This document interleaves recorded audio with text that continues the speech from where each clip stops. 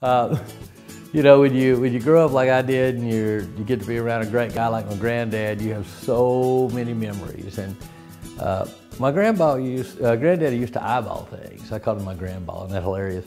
He used to eyeball stuff. And let me tell you what I mean by that. If he's working on a fence line or something, right, he'd get down like this and he'd eyeball it. And if he was working on something in the house, he'd look at it and he'd eyeball it. So anything that needed some kind of order to it, he'd always do that.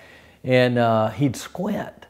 He'd get those eyes tightened up like this, and then he'd eyeball it. So squint, eyeball it, squint, eyeball it. And later on in my life, I was picking at him about that, and he said, "Son, you better eyeball it and you better squint, because if you don't squint, you can't focus. If you don't focus, you can't make the target smaller, and if you can't make the target smaller, your aim won't be good, and if your aim's not great, you're not going to hit it as often as you need to."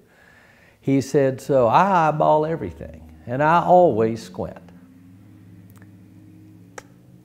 You know, you just never know when the wisdom's going to come. But wisdom like that, now that is wisdom for the ages. Because I eyeball everything, and I do squint, because when I sharpen my focus, I learn a lot, and I make better decisions, and I hit most of my goals that way. So eyeball it, squint, squint, squint. It just works.